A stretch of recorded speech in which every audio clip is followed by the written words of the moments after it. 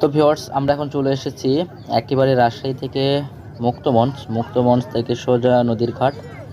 তো নদীর ঘাটে আসার পরে যে অবস্থাটা দেখলাম সেটা আপনাদেরকে দেখানোর চেষ্টা করছি, যেখানে অনেক বিনোদন প্রেমী মানে ঘোরাফেরা ইচ্ছুক মানুষগুলো সবচেয়ে বেশি এখানে আগমন করে থাকে। তো আপনারা দেখতে পাচ্ছেন নৌকাতে কিন্তু প্রচুর মানুষ, বিশেষ করে মেয়েদের সংখ্যাটাই অনেক বেশি। তো বর্তমান দেশের যে অবস্থা, দেশের যে প্রেক্ষাপট, চারিদিকে শুধু বন্যা, আহাজারি কান্নায় কিন্তু পুরো দেশ ভারী হয়ে আছে। বিশেষ করে ফেনী, নোয়াখালী, আপনারা এই জিনিসগুলো হয়তো দেখছেন, ভিডিওগুলো দেখছেন। তো রাজশাহীর বর্তমান অবস্থা ঠিক এরকমই। আর বিনোদন প্রেমী মানুষরা এই জন্য রাজশাহীকে সবচেয়ে বেশি প্রাধান্য দেয়, কারণ সবচেয়ে ভালো একটা জায়গা বলতে গেলে কক্সবাজারের পরে যদি কোনো সৌন্দর্য বা সুন্দর স্থান থাকে তাহলে সেটা হচ্ছে রাজশাহী পদ্মার পাড়।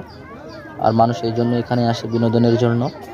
তো দেখতে পাচ্ছেন যে ঘাটে কি পরিমাণে নৌকা ভিড়ছে, নৌকার পর নৌকা, সবাই কিন্তু পুরো নদী ঘুরে বেড়াচ্ছে নৌকা নিয়ে।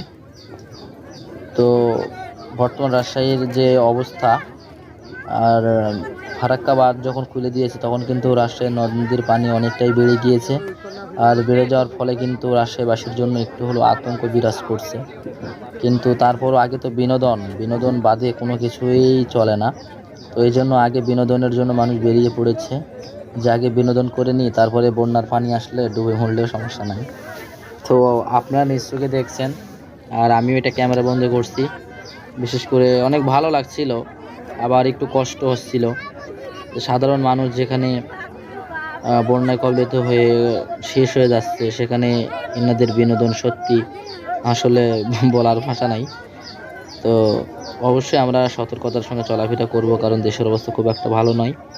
আর বন্যা কবলিত এলাকাগুলো তো সবচেয়ে বেশি রিস্কজনক। আর রাশিয়ার অবস্থাও যে এখন খুব একটা ভালো তাও নয়।